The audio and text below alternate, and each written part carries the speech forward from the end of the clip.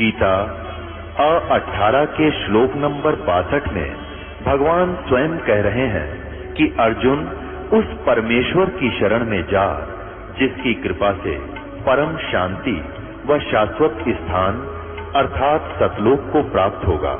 वो परमेश्वर कौन है, कहाँ है, कैसा है, जानने के लिए कृपया अवश्य सुनिए जगत गुरु तत्वदर्शी संत रामपाल जी महाराज के अमृत वचन।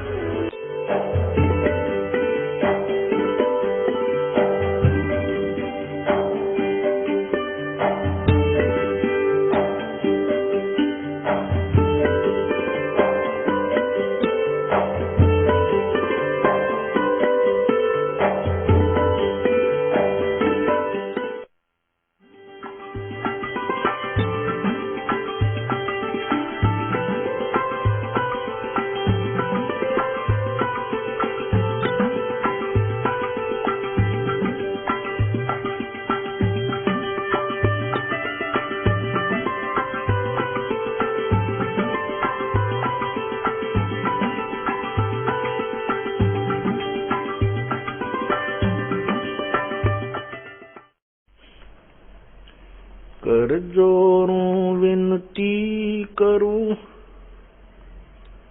धरूं चरण पर शीश। गुरु राम देवानंद जी महाराज ने दियो नाम बख्शीश। कोटि कोटि सिजदा करूं, कोटि कोटि प्रणाम। चरण कमल में राखियो मैं बंदी जाम गुलाम।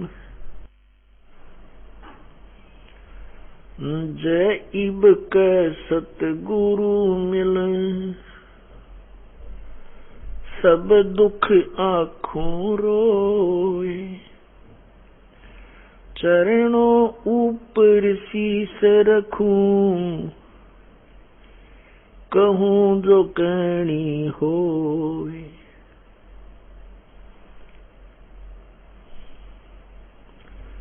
कबीर गुरु जी मिलेंगे, पूछेंगे कुशलात। आज अंत की सब कहूं, अपने दिल की बात। गुरु जी तुम ना भूलियो, चाहे लाख लोग मिल जाएं। हमसे तुमको बहुत है, तुमसे हमको नहीं। तुम्हारे विसारे क्या बने, किसकी शरण में जाऊं। शिव विरंच मुनि नारदा, तिनके हृदय न समाऊं।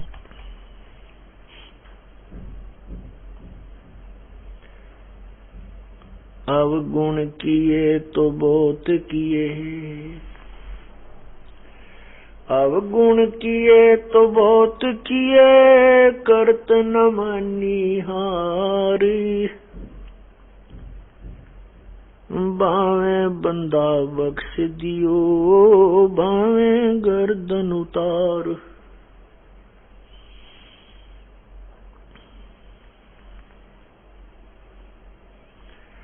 अवगुण मेरे बाप जी, बख्शो गरीब नवाज।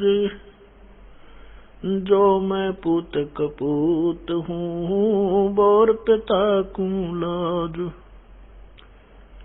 मैं अपराधी जन्म का, नक्शक भरे विकार। तुम दाता दुख भंजना, मेरी करो संभार।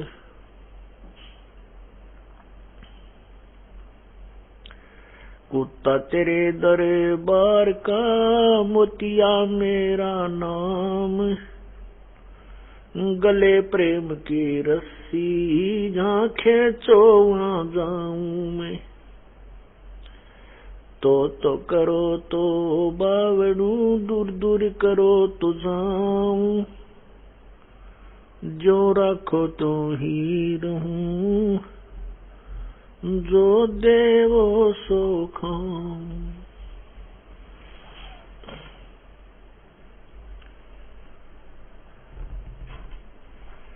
बंदे तू कर बंदगी, जय चावे दीदार, अवसर मानुष जन्म का भाई मिले न बारंबार। मानुष जन्म दुर्लभ है, ये मिले न बारंबार। तरवर से पत्ता टूट गिरे, वो बहर न लगता डार।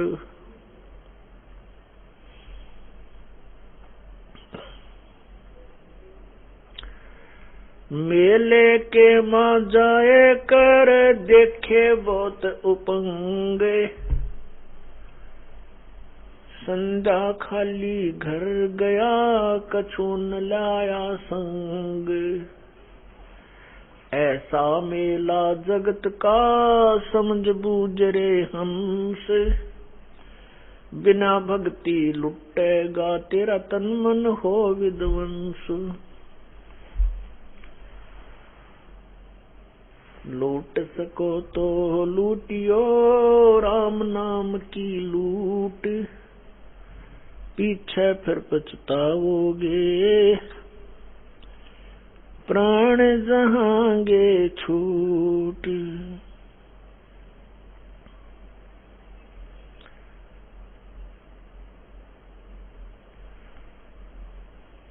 मानुष जन्म पाकर, जो नहीं रटे हरि नाम, जैसे कुआ जल बिना फिर बनवाया किस काम।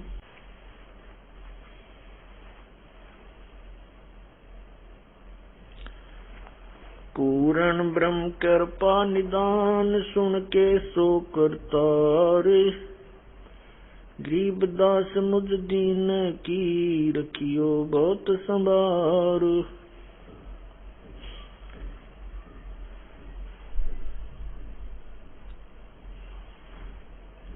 बेड़ पूछ को पंडित पकड़े, बादो नदी बिहंगा। गरीबदास वो भवजल डूबे, नहीं साध सत्संगा। जिन मिलते सुख उपजे, मिटे कोटि उपाद। भवन चतुर्दशे ढूंढियो, वो परम स्नेही साध।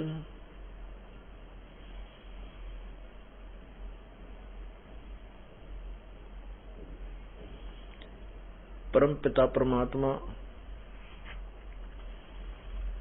सारी सृष्टि के रचनहार, कुल मालिक कबीर परमेश्वर, कबीर देव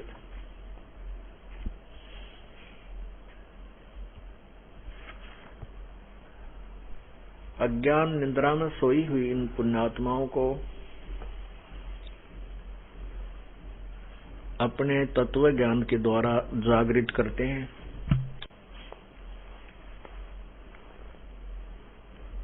वो हमें समझाना चाहते हैं कि आप इस काल के जाल में जकड़े हुए हो, ये आपका निज स्थान नहीं है।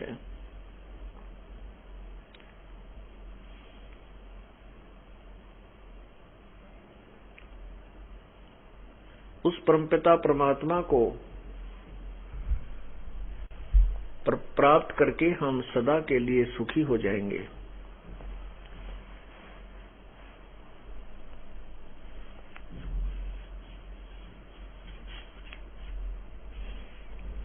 पुण्यात्मा मानव शरीर प्राप्त करके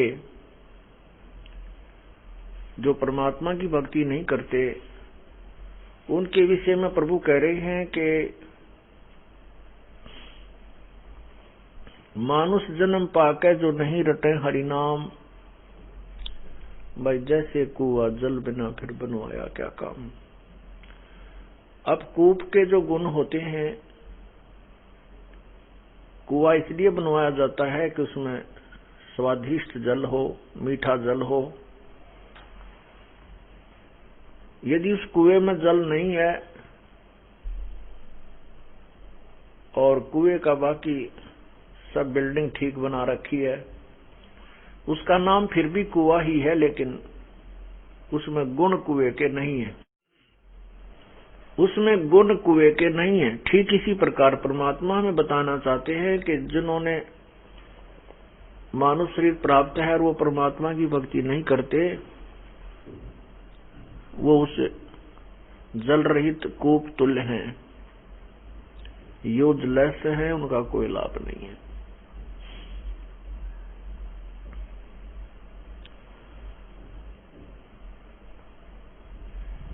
अब हम साधना भी करते हैं, कुछ पुण्यात्मा परमात्मा की प्राप्ति के लिए प्रयत्न भी कर रहे हैं और प्रभु की महिमा से परिचित होकर के वो वैराग्य भी ले लेते हैं, वो संन्यास भी ले लेते हैं, घर भी त्याग जाते हैं। उनको कोई दिशा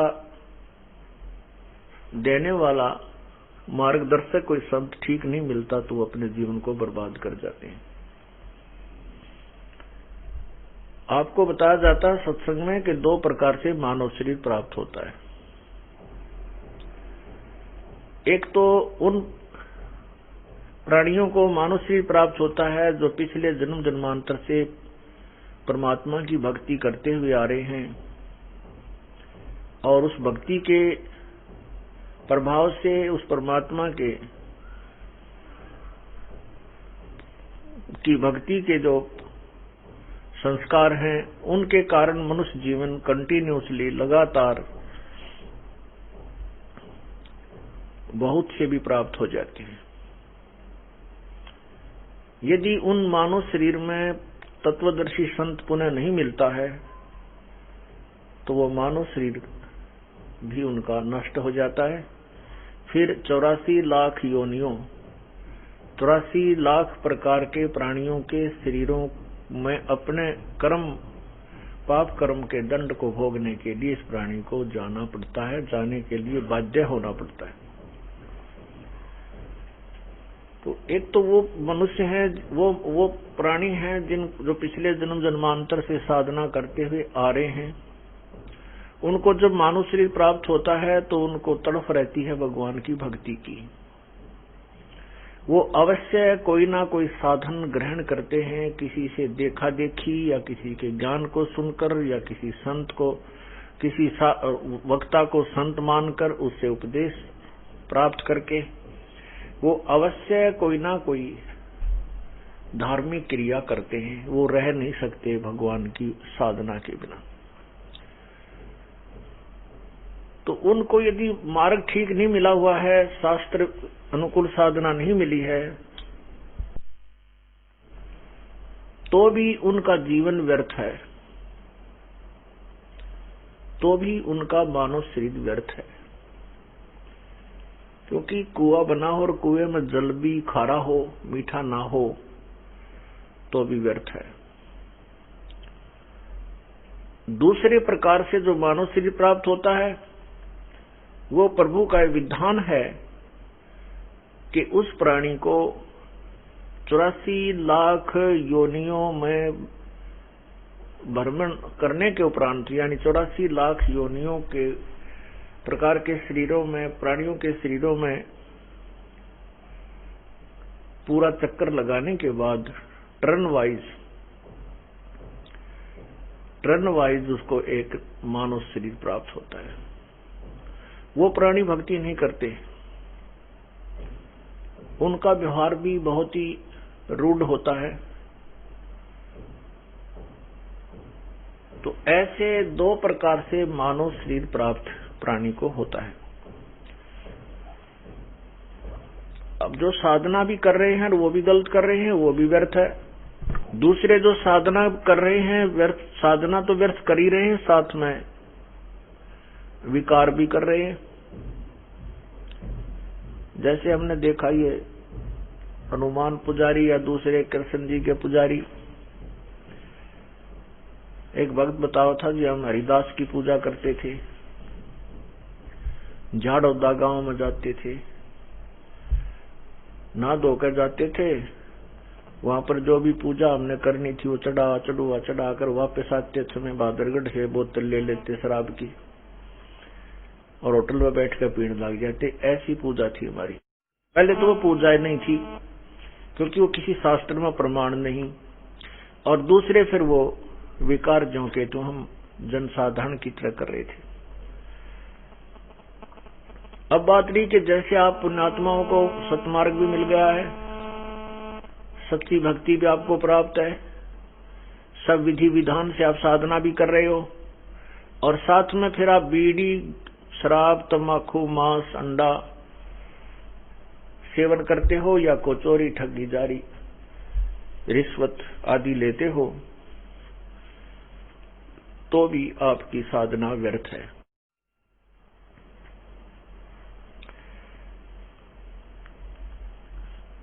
तो ऐसे कुछ भक्त आत्माएं अपने विकार को न त्याग करके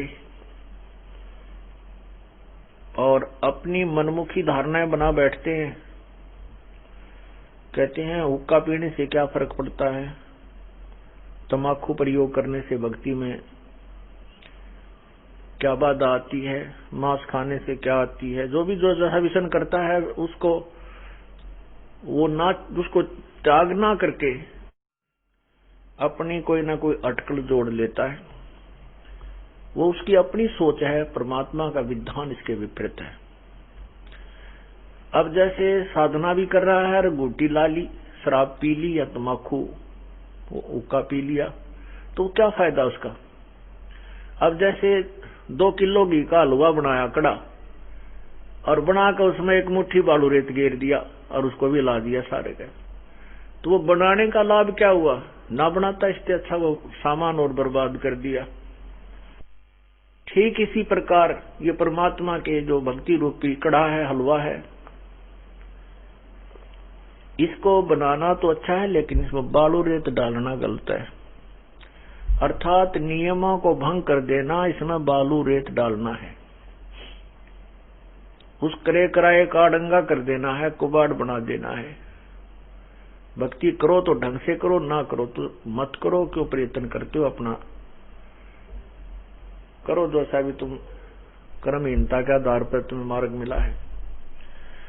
तो कोई भी मार्ग है, चाहे आप खेल का मैदान है, खेल के मैदान में जो नियम बना रखे हैं, यदि उससे फाउल हो गया तो वो फाउल है, कोई नहीं सुनता, तुरंत विसल बज जाती है, बाहर कर दिया जाता है। तो यहाँ परमात्मा का ऑटोमेटिक विसल बजती है। जो भी भक्ति कर रहा है वो कोई एक भी कानून का भंग कर देता भगवान के नियम का, तो उसका नाम खंड हो जाता है। नाम खंडित होने के उपरांत वो बेसिक साधना भी करता रहे, कितनी बात बनावे, उसको आध्यात्मिक लाभ नहीं है, वो शून्य हो जाता है।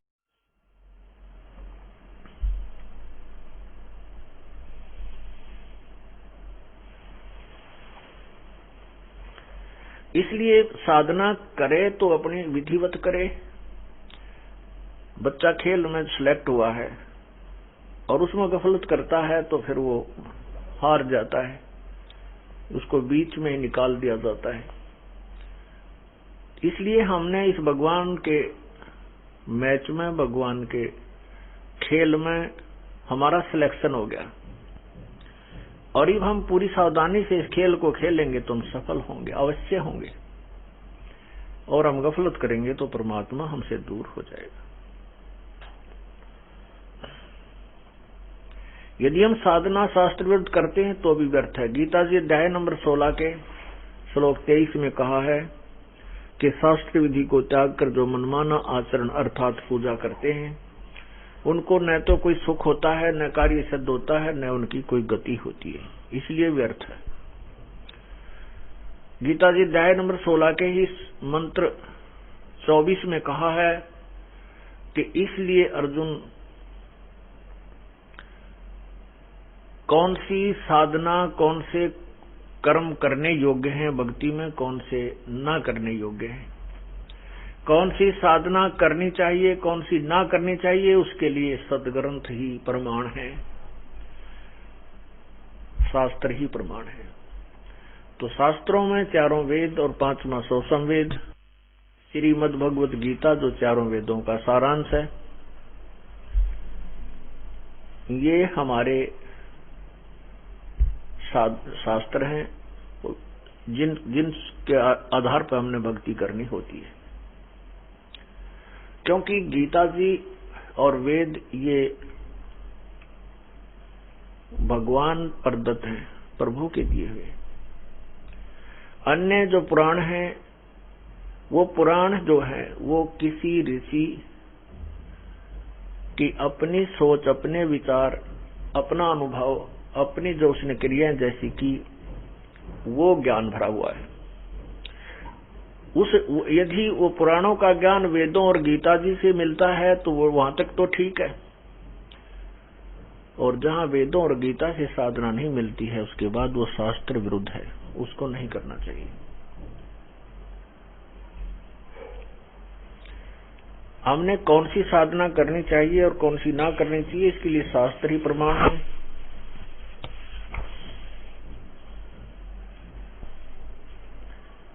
उन शास्त्रों को आधार मानकर ही हमने आगे चलना है। तो इसलिए परमात्मा कहते हैं, मानुष जन्म पाकर जो नहीं रटे हरिनाम, जैसे कुआं जल बिना फिर बनवाया किसका। इसलिए परमात्मा कहते हैं, साहेब से चितला ले रे मन गुरब गुमानी। साहेब माने परमात्मा, परमेश्वर। साहेब से चितला ले रे मन गर्भ गुमानी। नाभ कमल में नीर जमा तेरा दीना में, नाभि कमल में नीर जमाया, तेरा दीना मैल बनाए। नीचे जठरा अग्नि जले थी, वहां तेरी करी सहाय। नैन नाक मुख द्वारा देही, नक्शी साज बनाए। 9-10 मास गर्भ में राख्या, वहां तेरी करी सहाय। दांत नहीं जब दूध दिया था, अमी महारस खाए।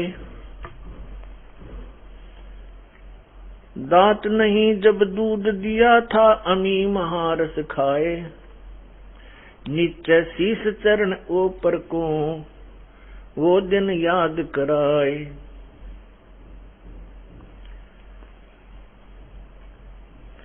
नीचे जठरा अग्नि जरे थी, तेरे लगी न ताती बाए।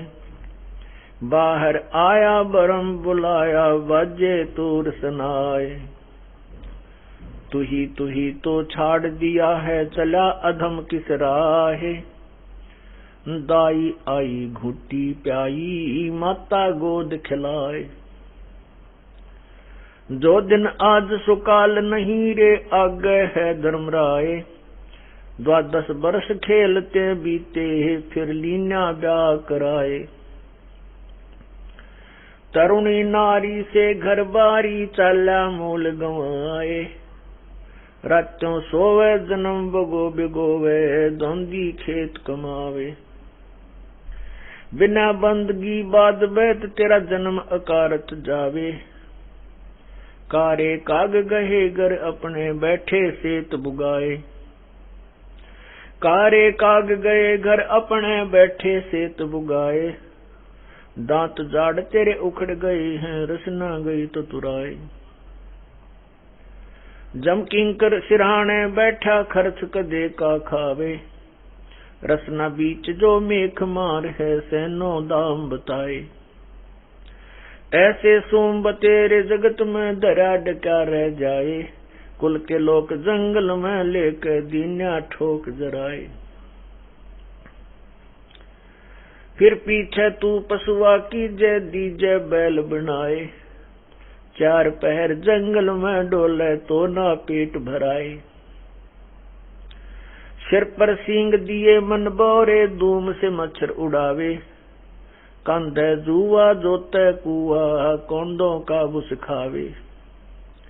फिर पीछे तू खर कीजेगा, कुरडी चरने जावे, टूटी कमर पजावे, चढ़े तेरा कागा मांस गिलावे। सुखदेव ने 84 भुगती, कहाँ रंक कहाँ राय, ऐसी माया काल बली की, नारद मुनि भरमाया। दरु प्रहलाद और नामदेव रहे निशान घुराए, दास गरीब कबीर का चेहरा, शब्द शब्द समाए।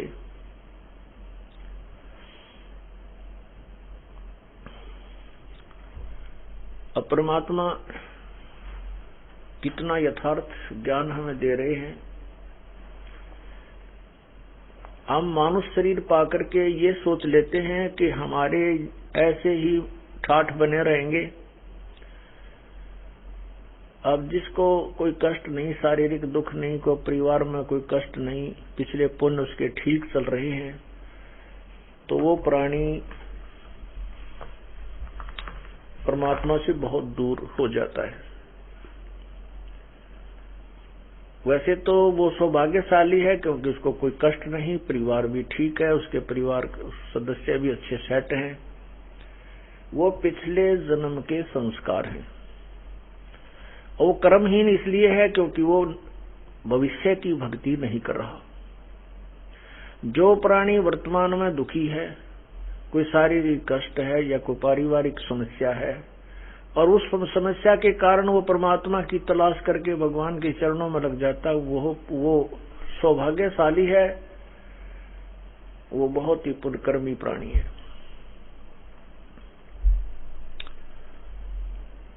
परमात्मा कहते हैं, कबीर सुख के माथे से ला पड़ो, सुख के माथे से ला पड़ो, जो नाम हृदय से जावे, बलिहारी उसे दुख के, जो पल पल नाम रटावे। परमात्मा कहते हैं कि ए भगवान, ऐसा सुख भी ना देना, इसे सुख का आग लगो जो तेरे से दूर कर दे हमें। हे परमात्मा, ऐसा दुख, बलिहारी उस दुख के जो तेरा नाम याद कराता है, जो पल पल नाम रटावे। पुण्यात्माओं, जो इंसान सत्संग में पहुंच जाता है, यदि वह सुख में आता है तो और गना बढ़िया, क्योंकि उसके लिए ज्ञान ऐसा बढ़िया मिल जाता है, फिर उसको कहीं हिलने को स्थान नहीं है।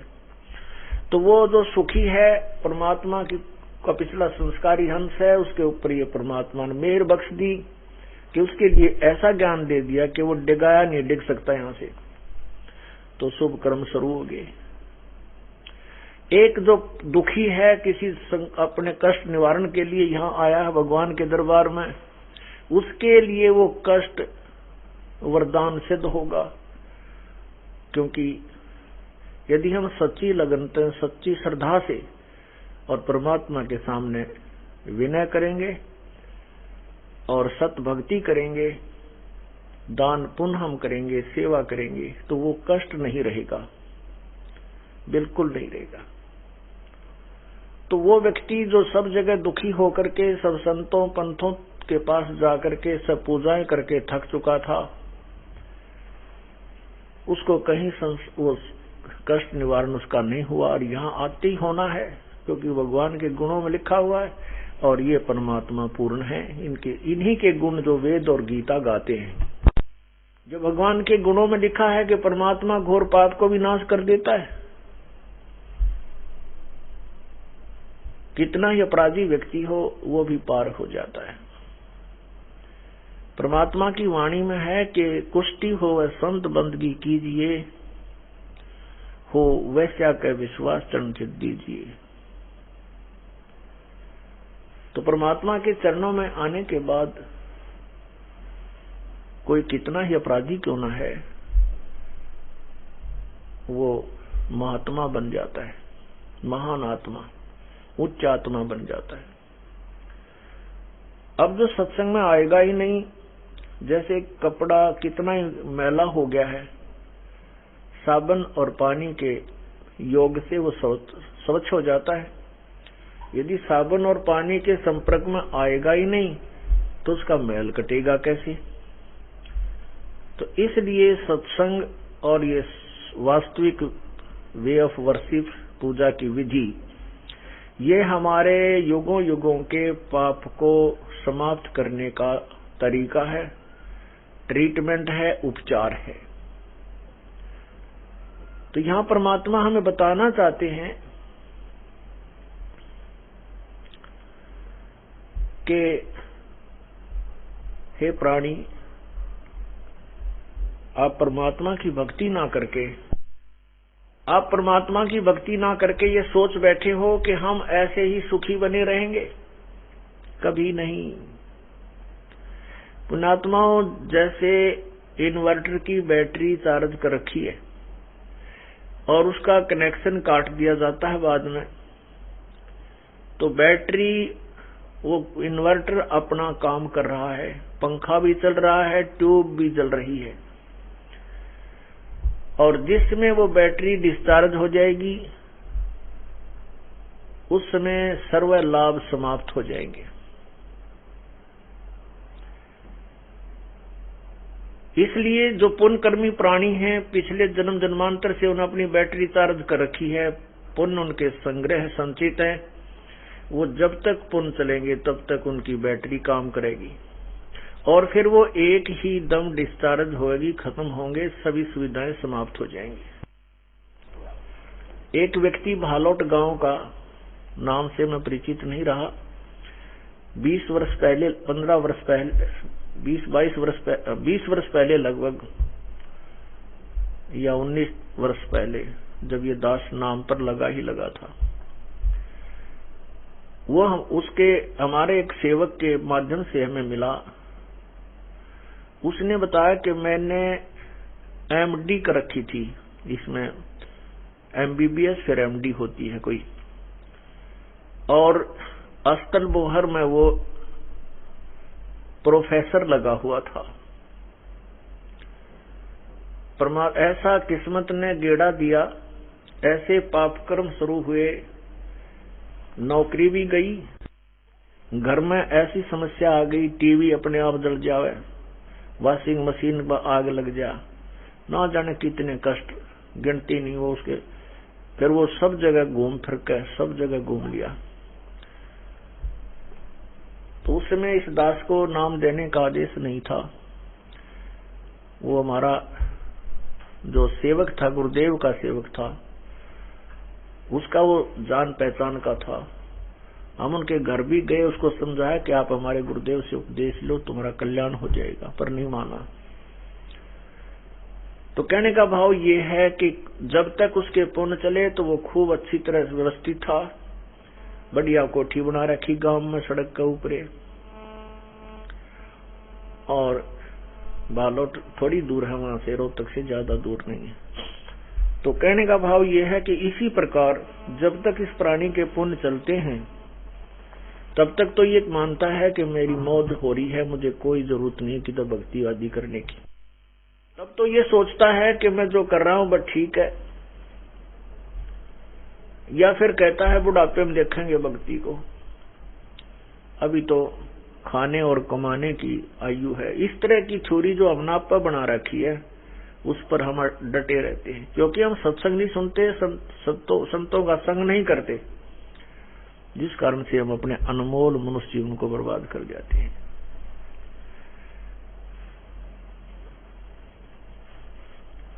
इसलिए परमात्मा हमें याद दिलाते हैं, साहेब परमेश्वर से चितलाले रे मन गर्भ गुमानी, ए नादान क्यों फूला पर रह मन तू, परमात्मा को याद कर ले।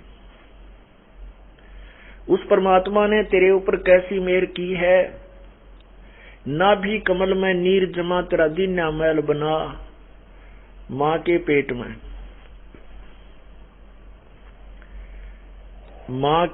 में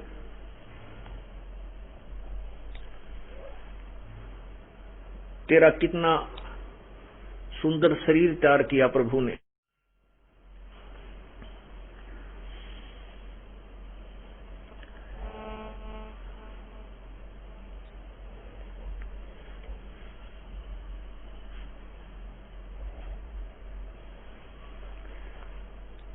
उसमें क्या बताया है कि नाभि कमल में नीर जमा तेरा दीना मैल बना, नीचे जठरा अग्नि जलती तेरा लगी नताती बाय। जहां बच्चा दानी होती है, जहां बच्चा प्रफुल्लित होता है, उसी के बिल्कुल साथ में परमात्मा ने ऐसी एडजस्टमेंट कर रखी है इस मानव शरीर में। वहीं पर जठराग्नि अर्थात बड़ी आंत होती है और जिसमें खाना पकता है उसको जठराग्नि बोलते हैं। खाना पचता है, जठराग्नि होती है, इतनी तेज हीट होती है उसमें कि जो हम खाना खाते हैं उसको दोबारा इतनी जबरदस्त हीट दी जाती है प्रभु के द्वारा। इसी शरीर में ऐसी एनर्जी भगवान ने भर रखी है। उसको फिर नए तरीके से वो उसको पकाती है और फिर उसका अलग अलग अंश बनता है। तो परमात्मा कहते हैं कि वहां तेरा चीकले कैसा शरीर था जब शटार्ट हुआ बनना, इतना कच्चा शरीर था, और वहीं पर इतनी भयंकर हीट उस शरीर में जल रही थी, वहां भी तेरी रक्षा भगवान ने की। नाभि कमल में नीर जमा तेरा दीना महल बना, महल ये शरीर बना दिया तेरा जिसमें ये प्राणी रह रहा है। और नीचे जठरा अग्नि जल छी तेरे लगी नताती बार। नैन नाक मुख द्वारा देही नक्सक साज बनाया, नैन नाक आंख बनाई, नाक बनाया, मुंह कितना सुंदर, कितनी सेटिंग कर रखी है उस प्रभु ने। जहां जिस वस्तु की आवश्यकता थी वहीं उसको लगाया, उसी अंग को। 9-10 माह से गर्भ में रखा वहां तेरी करी सहाय। मां के पेट में ना तो मां सहयोग दे सकती अपने बच्चे को, कोई तकलीफ हो, ना पिता दे सकता, ना कोई और बंधु वहां सुख दे सकता, कष्ट को नहीं निवारण कर सकता। तो वहां भी परमात्मा ने तेरी सहायता की।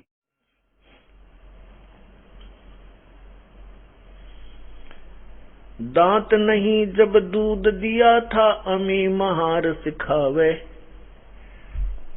नीचे शरण शीस ऊपर को वो दिन याद कराए।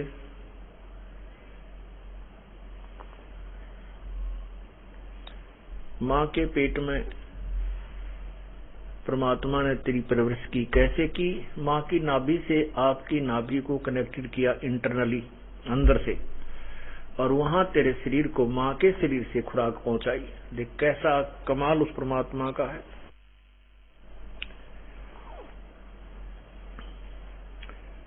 फिर परमात्मा बताते हैं कि मां के पेट से जब तक बच्चा बाहर नहीं आता, मां के स्तन में दूध नहीं होता। बच्चा बाहर आते ही इतना दूध दे देता है भगवान कि बच्चा पीता है और झूठा छोड़ता है। तो उस परमेश्वर ने आपकी इतनी चिंता है कि इतने एडवांस आपके सारी व्यवस्था कर रखी है, तो अब कौन सा वो आपको दुखी होने देगा। मां के पेट में ये बच्चा इतना कष्ट उठाता है, लड़का है चाहे लड़की। जैसे अंदर इसको माता जो खाना खाती है, आहार करती है, उससे ऐसे इसके कच्चे शरीर के ऊपर ऐसे डंक से लगते हैं, कांटे से चुभते हैं, जैसे जबरदस्त खारिश होती हो। तो वो बच्चा उस अपने दुख से रिलैक्स पाने के लिए मोमेंट करता है, वो घूमता रहता है। वो मां के शरीर को के अंदर से अपने घुमा करके, मचल करके अपना वो सुख महसूस करने प्राप्त करने की चेष्टा के लिए वो रोटेट करता है, घूमता है। और ऐसी व्यवस्था है कि वो घूमे नहीं तो मां को तकलीफ हो, पेट में भयंकर पीड़ा हो जाती है। तो बच्चा 9 महीने तक घूमता रहता है, 1 सेकंड भी वो टिकता नहीं। वो घूमता है, क्यों घूमता है? कोई परमात्मा ने उसका रोलर नहीं ला रखे, ना कोई मोटर फिट कर रखी। उसको कष्ट होता है, उसको ऐसे डंक से लगते हैं जैसे मच्छर काटते हैं। तो फिर वो ऐसे घूम करके अपना रिलैक्स चाहता है। और परमात्मा तो ही, ये भगवान है, अंदर ही अंदर उस मालिक को आत्मा याद करती है, उसको अपने अगले और पिछले जन्मों की माँ के पेट में याद रहती है कि मैंने ऐसे जुल्म किए थे, इसलिए मैं इस नरक में पड़ा हूं। और वहां कहता है कि भगवान एक बार बाहर निकाल दे, जिंदगी भर तेरा नाम नहीं बोलूंगा, परम संत की खोज करूंगा और आपकी खूब भक्ति करूंगा। लेकिन बाहर आते फिर ये तीनों गुण प्रभाव डाल देते हैं। ये 3 इंजेक्शन इस जीव के लगा दिए जाते हैं, रजगुण, सतगुण और तमगुण। ये 3 इंजेक्शन एक ही समय पर बाहर आते ही ऑटोमेटिकली सिस्टम है इस काल भगवान का। उस प्राणी को बाहर आते ही, मां के गर्भ से बाहर आते ही उसके ऊपर ये तीनों गुण प्रभावित हो जाते हैं। रजगुण ब्रह्मा का गुण है, और सत विष्णु का गुण है, और तम शंकर का गुण है। इन तीनों भगवानों में गुण है। जैसे मिर्च का गुण है मुंह जलावगी, छोंक लावांगे तो नाका मचड़ कर छीकम छीक करेगी। ये उस वस्तु में, उस पदार्थ का गुण है, मेरिट है। तो जैसे ये भगवान तीनों रजगुण ब्रह्मा, सतगुण विष्णु, तमगुण शिव जी अपने अपने ऊपर राजधानियों में रहते हैं, लेकिन उनसे निकल रहा वो गुण तीनों लोकों के प्राणियों को प्रभावित रखता है। जैसे एक मकान में 3-4 कमरे हों और रसोई में छोंक लगा दिया जाता है और उसमें मिर्चों का, तो मिर्चों की जो धसक होती है, उनका गुण है, वो जाती है तीनों कमरों में घूम जाती है, 4 कमरों में जाती है, और वहां बैठे व्यक्ति भी छीकम छीक हो जाते हैं। वो साकार वस्तु रसोई में है, उससे निकल रहा गुण वो सभी कमरों में घूम करके सभी को प्रभावित कर रहा है, वो दिखाई नहीं देता। ठीक इसी प्रकार ब्रह्मा विष्णु महेश इस त्रिगुणमयी माया के द्वारा जीव तुरंत ही वास्तविकता से अपरिचित करवा दिया जाता है। ये काल भगवान का सुनियोजित जाल है, ये उसकी चाल है। अब जैसे किसी को नशे का इंजेक्शन दे दिया जाता है तो वो पड़ा है बेहोश, उसको होश चेताने के लिए फिर उससे एंटीबायोटिक, उसके विपरीत दवा दी जाती है ताकि वो सचेत हो जाए। तो ये सत्संग रूपी जो इंजेक्शन है आपके कानों के माध्यम से डाले जाते हैं ताकि आत्मा होश में आवे और अपने मूल काम को फिर संभाले। उसके लिए ये ज्ञान दिया जा रहा है। क्या बताते हैं? बाहर आया भरम भुलाया बाजे तोर सनाए, वो तू ही तो छोड़ दिया इव चला अधम किस राही। माँ के पेट में तो तू ही करे था, और अब वो तू ही माने ये भगवान तेरे बिना मेरा कोई को नहीं, ये परमात्मा तेरे बिन हमारा कोई नहीं है, अंदर यूं कह था। अब वो रटता छोड़ दी, अब बकवादों में बढ़ गया। माया जोड़न की एक जबरदस्त हवस पैदा होगी, उस भूली हुई वस्तु को याद दिलाने के लिए परमात्मा अपनी अमृत वाणी में आवाज लगाते हैं। तू ही बाहर आया भरम भुलाया बाजे तोर सनाए, तू ही तो छोड़ दिया तू चला अधम किस राही। परमात्मा कहते बेटा जाया खुशी हुई भाई खूब बजाए थाल, ये आवन जावन लगा हुआ है जो कीड़ी का नाल। यहाँ कहा है कि बाहर आया भरम भुलाया बाजे तूर सनाए। राजा लोग तो लड़के के उत्पन्न होने की खुशी में खूब बैंड बाजे बजवाया करते थे, सारे नगर को बधाई बांटा करते थे, खुशी मनाते थे, मिठाई बांटते थे। गरीब व्यक्ति क्या करता था, लड़का होता है तो थाली बजा करके खुशी प्रकट की जाती है और फिर गुड़ बांटा करते हैं आसपास के मोहल्ले में। तो यहाँ परमात्मा कहते हैं, बाहर आया भरम बुलाया बाजे तूर सुनाए, तू ही तो छोड़ दिया नकम्मे चाल्या किसराए। ये कौन सा रास्ता अपना लिया तने नालायक। बेटा जाया खुशी हुई और बहुत बजाए थाल, यो तो आना जाना लाग रहा है भाई जो कीड़ी का नाल। 1 लाख तक डेली ऊपर को जा रहे हैं, 1.25 लाख वापस आ रहे हैं मनुष्य जीवन प्राप्त करने के लिए, और 1 लाख मनुष्य छोड़कर डेली जा रहे हैं। उनके आने जाने का रास्ता एक ही है। तो जैसे कीड़ी जा रही होती हैं, कुछ इधर भाग रही हैं, कुछ इधर भाग रही हैं, वो कीड़ नाल चींटियों की जो कतारें बनी हुई होती हैं, ऐसे परमात्मा कहें तो भाई प्रतिदिन का काम है ये काल के इस जाल में के खुशी मना रहा है। साथी हमारे चले गए हम भी चालन हारे, कोई कागज में बाकी रह रही तातें लगी है वार। परमात्मा कह रहे हैं, जो ये बुजुर्ग हो चुके हैं इनसे पूछिए, इनके साथी, किसी की पत्नी, किसी का भाई, किसी की माँ, चाची, ताई, पड़ोसी, अड़ोस, रिश्तेदार, कोई मित्र, कहते हैं ये सब चले गए और हमारा भी नंबर आने वाला है। हमारा भी कोई कागज में बाकी रह रही है, कोई शेष रह रहा है, अभी कोई सांस शेष है। जिस दिन वो पूरे हो जाएंगे, 1 सेकंड नहीं रह सकता यहाँ पर, 1 सेकंड भी। और यहाँ के तो ऐसी सुविधाएं हैं, लाख वर्ष रह दो तो भी पूरी नहीं हो सकती या हवस समाप्त नहीं हो सकती। माया जोड़न की, यहाँ की बकवाद करने की, संपत्ति एकत्रित करने की, तो शरीर छूट जाता है, ये कुमत नहीं छूटती। ये तो संत छुड़वाते हैं, इनको संत छुड़वाते हैं। परमात्मा की महिमा से, उसके ज्ञान से परिचित होने से ये बुराइयां छूटती हैं और यहां से चलने का मन बनता है।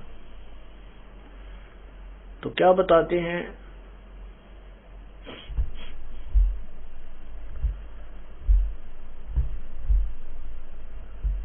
कि 1 लाख प्राणी पर हमारे साथी चले गए और हम भी, जिनको ज्ञान हो जाता है, परमात्मा ये समझाना चाहते हैं कि आपकी कोई कागज बाकी रह रहे हैं, किसी के 10 वर्ष, किसी के 20 वर्ष, किसी का पता नहीं सांझ या सवेरा। तो यहाँ इस लोक में आप परमात्मा का आसरा न लेकर के किस आधार पर जीवित हो, क्या उद्देश्य है इस मनुष्य जीवन में रहने का। यदि हम संपत्ति को अपना मानते हैं तो वो अपनी है नहीं, क्योंकि मृत्यु होने के बाद एक सुई भी हम यहाँ से नहीं साथ ले जा सकते, ये अपनी नहीं है। परमात्मा कहते हैं, काया तेरी है नहीं, ये माया कहां से हो। अंत में जब हम यहाँ से चलेंगे तो ये शरीर भी हमारे साथ नहीं रहेगा। इस शरीर को स्वस्थ रखने के लिए ये मानव शरीरधारी प्राणी अपने मकान भी बेच देता है, अपनी संपत्ति भी बेच देता है, जिसने कोई ट्रीटमेंट में लगाना पड़ जाए, और अंत में ये शरीर भी साथ नहीं रहेगा। काया तेरी है नहीं, ये माया कहां से हो। चरण कमल में ध्यान रखो, इन दोनों को खो।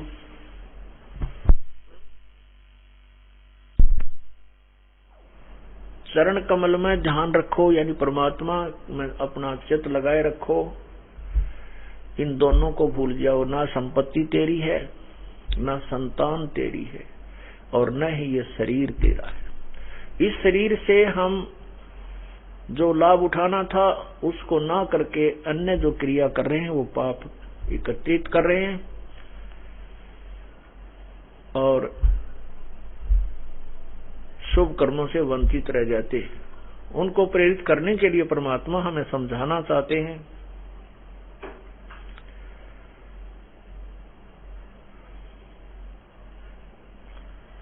दाई आई घुट्टी प्याई माता गोद खिलाया।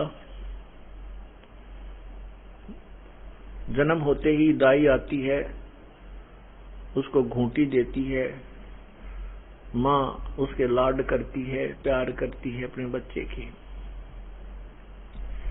फिर बताते हैं भाई द्वादश व्रत दाई आई बाहर आया भलम भरम बुलाया बाजे तूर सुनाए तू ही तो छोड़ दिया अब चला अदम किस राय।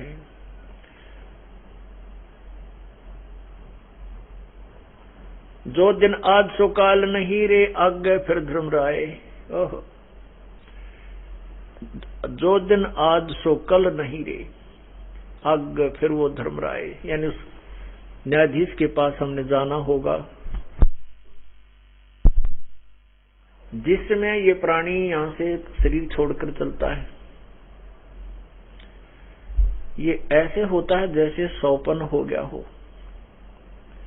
जैसे आप सौपन में कई बार इसी बढ़िया कार में बैठे होते हैं और घर पे साइकिल भी नहीं होता और उसमें खूब स्पीड तक घूम रहे होते हैं और फिर आंख खुल जाती है, झटका लग गए तो एकदम देखते हैं तो न कोई कार है ना कोई कोठी जिसमें हम विराजमान थे।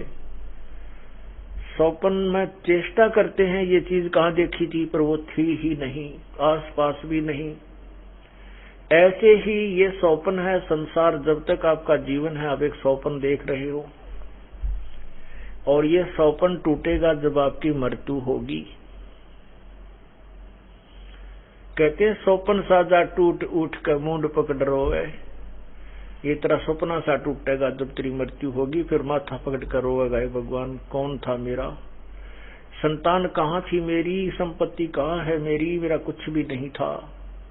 फिर ये चला जाता है, यमदूत इसको पकड़ कर ले जाते हैं वहां धर्मराज के पास, न्यायाधीश के समक्ष खड़ा कर देते हैं। अब वहां न्यायाधीश पूछता है निकाल भाई इस मानव जीवन के तो कितने पुण्य किए कितने पाप, इसका खोलो खाता, इसकी निकालो किताब। उसका अकाउंट जब देखा जाता है फिर वो रोता है। वो फिर रोता है क्योंकि वहां भगवान के दरबार में कोई गवाह की आवश्यकता कौन है। वहां तो इसके अंदर हमारे शरीर में परमात्मा ने एक ऐसा ऑटोमेटिक सिस्टम फिट कर रखा है, हम जितने भी कर्म अच्छे या बुरे करते हैं या मन में सोचते भी हैं वो भी प्रिंट अंदर हो जाते हैं। हमारे अंदर एक ऐसी साइलेंट फिल्म बना रखी है जिसको गुप्त चित्र बोलते हैं, चित्रगुप्त। अंदर हमारे ऑटोमेटिक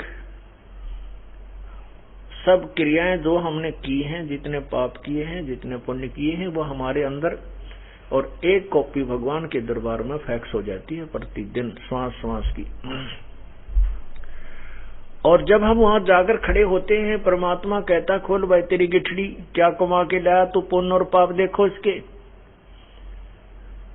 फिर ये नीचे को गर्दन करता है क्योंकि वहां तो केवल पापों की गठड़ी होती है, पुण्य नहीं होते। पुण्य क्यों नहीं होते? क्योंकि हम सत्संग में नहीं आते और जो जिनको हम साधना समझकर करते हैं, पुण्य समझकर करते हैं, वो शास्त्र विरुद्ध होने से पाप होता है, पुण्य नहीं होता। फिर ये कहता है भगवान, ए भगवान मुझे एक मनुष्य जीवन और दे दो, मैं आपके गुण गाऊंगा, परमात्मा को याद करूंगा। अब कहते मुझे गलती होगी परमात्मा, मेरे को किसी ने बताया को नहीं। वहां जाके यो एक बहाना लगाता है प्राणी कि हे भगवान मेरे को किसी ने भगवान की भक्ति के लिए प्रेरित नहीं किया। तो परमात्मा कहता है कि भाई बहकावे मत, झूठ ना बोले। तो उस समय उसकी जो बैकग्राउंड की फिल्म परमात्मा स्टार्ट कर देता कि देख अब तूने क्या क्या कर्म किए, कितने पाप किए, कितने पुण्य किए। आप कह रहे हो कि मेरे को किसी ने बताया नहीं, तो उस समय परमात्मा दोषी नहीं होता, क्योंकि वो अपने भक्तों के माध्यम से, संत के माध्यम से, कहीं ना कहीं कोई ना किसी माध्यम से उसके कानों तक ये जरूर पहुंचा देता है कि भक्ति करनी चाहिए, परमात्मा को याद करना चाहिए। चाहे कोई भजन मंडली जाती है या कोई संत का भक्त होता है। अब जैसे हमारे भक्त हैं, जाकर के सबको कहते हैं, अपने मित्र को, रिश्तेदार को, भाई को, बहन को, माता को, पिता को, पुत्र या पुत्री को, अपने सहेलियों को। अब वो नखरे करते हैं कि तुम तो पागल हो गए हो, ये कोई उम्र भक्ति करने की थोड़ी है, भक्ति तो बुढ़ापे में करते हैं। तो इस तरह की वो अपनी अपनी अटकड़ें लगा करके भगवान से दूर रह जाते हैं, ज्ञान नहीं सुनते, ना सत्संग में आने की स्वीकृति देते। तब परमात्मा उसको दिखा रहा होता है कि देख ये भक्त तुझे क्या कह रहा है और आप क्या कह रहे हो। तो वो नीचे को गर्दन कर लेता है, कहता परमात्मा एक मनुष्य जन्म दे दो, मैं आपको बहुत याद करूंगा। ये परमात्मा इनका गलती होगी, आगे नहीं करूंगा। फिर उसको परमात्मा पिछले जन्म के 5-4 मनुष्य जन्म की फिल्म फिर दिखावे। अब देख जब तू यहां से जाता है, जब तो तू कान पकड़ कर जाता है, भगवान तेरे नाम के अतिरिक्त मैं कुछ भी नहीं करूंगा, केवल अपने पेट भरण का धंधे के लिए धंधा करूंगा, बकवाद नहीं करूंगा और पूर्ण संत को ढूंढ कर आपकी भक्ति करूंगा। और जब वापस आता है, जब तेरे यही कर्म होते हैं, यही गठड़ी बांध के लावे तू जो आज लाया है, वहां जाकर तू फूला नहीं समाता, अपनी ही क्रीम को, अपनी ही मलाई को खाता और खिंडाता है, बर्बाद करता है, किसी की मानता नहीं है। कभी घुट्टी लावे, दारू पीवे, सुल्फा पीवे, तम्बाकू पीवे, और भाई सिनेमा सांग देखने में तेरी पूरी रुचि, पर परमात्मा के नाम में अरुचि बनी रही। तो इसलिए परमात्मा उसको पूरे अच्छी तरह सेट करता है। फिर वो चुप हो जाता है, नीची गर्दन कर लेता है। फिर धर्म